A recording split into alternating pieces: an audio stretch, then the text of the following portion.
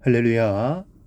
사랑하는 대강의 가족 여러분, 오늘 하루도 하나님의 말씀과 동행하는 삶이 되길 소망합니다. 오늘 함께 나눌 하나님의 말씀은 에베소서 6장 9절 말씀입니다. 상전들아, 너희도 그들에게 이와 같이 하고 위협을 그치라. 이는 그들과 너희의 상전이 하늘에 계시고 그에게는 사람을 외모로 취하는 일이 없는 줄 너희가 알미라. 아멘. 사람 위에 사람 없고 사람 아래 사람이 없다라는 말이 있습니다. 누가 한 말인지 모르지만 성경을 좀 아는 사람이 한 말 같습니다. 세상은 사람 위에 사람이 있는 것처럼 행세를 합니다. 평범하게 살 때는 겸손하던 사람도 갑자기 돈이 생기면 권위의식이 생기고 교만해집니다. 정치하는 사람들은 선거철에는 겸손한 듯 하다가 선거 끝나면 그렇지 못합니다. 집권자들은 권세를 부리는 것을 당연하듯이 합니다. 상전의 위치에 있는 신자를 향하여 사도 바울은 종들에게 위협을 그치라고 말합니다. 그렇게 말하는 이유는 그들의 상전이 하늘에 계시고 하나님은 사람을 외모로 취하는 분이 아니시기 때문입니다. 그들의 종의 위치에 있다고 해서 그들이 상전으로부터 모멸과 하대를 당해야 할 이유는 없습니다. 이 세상에 종이 되고 싶어서 종이 된 사람은 없습니다. 모두 상전이 되고 살고 싶어 합니다. 그러나 상전이 되고 싶다고 상전이 될 수 있는 것이 아닙니다. 아무리 열심히 노력해도 상전이 되는 사람은 소수에 불과한 것이 현실입니다. 그래서 상전의 지위에 있는 사람들은 그것을 자신의 노력으로 된 것이라고 생각하면 안 됩니다. 그렇게 된 것은 부모 찬스, 또 사회적 환경 찬스, 그리고 태어나면서부터 우수한 DNA 찬스가 있었기 때문입니다. 특히 그리스도인이라면 하나님께 주신 사명이 있기 때문입니다. 그러니 아랫사람을 잘 헤아려야 합니다. 그래서 오늘 본문은 상전들에게 권면합니다. 상전들아, 너희도 그들에게 이와 같이 하고 위협을 그치라. 이와 같이 하고라는 말은 종이 행했던 것처럼 동일하게 상전도 하라는 말씀입니다. 5절부터 종들에게 하는 말씀을 읽으면 이해가 안 됩니다. 두려워 말고 떨며 성실한 마음으로 육체의 상전에게 순종하기를 그리스도께 하듯하라. 아무리 종이라고 어떻게 이렇게 할 수 있냐라는 의문이 갔는데 9절에서 상전에게 하시는 말씀을 읽는 순간 이해가 갑니다. 바울 사도는 종과 상전이 상호 관계에서 동일한 기준으로 권면하고 있습니다. 어느 한쪽에 치우치지 않고 동일한 사랑으로 권면하고 있습니다.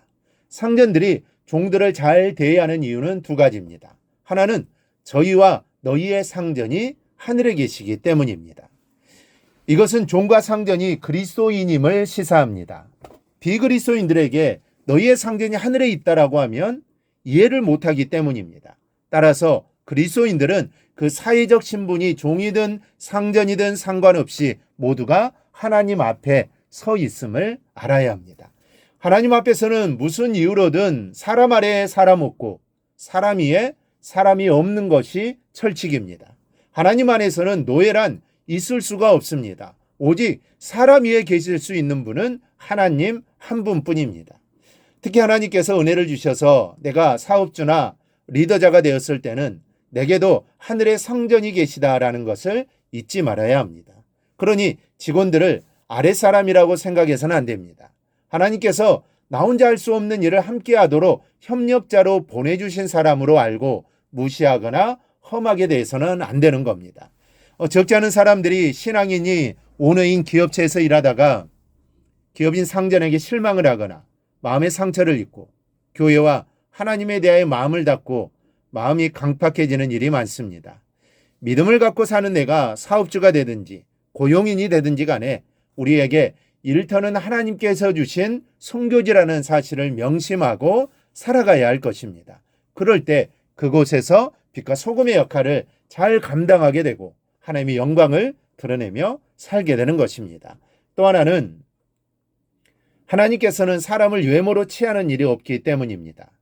외모로 취하는 이에 해당하는 헬라어의 의미는 외적인 요인에 의하여 가치를 결정하는 것을 가리킵니다. 즉 부모 찬스, 성차별, 가정환경, 학력 등등 실력이 아니라 외적인 요인을 기준으로 삼는 것을 의미합니다.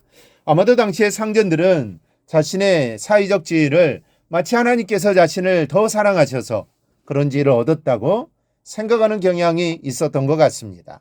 그래서 바울은 상전들에게 그리스도께서 전혀 외모로 취하지 않는다는 사실을 지적함으로써 상전들도 하여금 자만에 빠지지 않도록 권면하고 있습니다. 상전들아, 너희도 종들이 너희에게 행하는 태도처럼 그렇게 하라. 그들이 너희에게 죽게 하듯 한 것처럼 너희도 종들에게 그런 태도를 하라.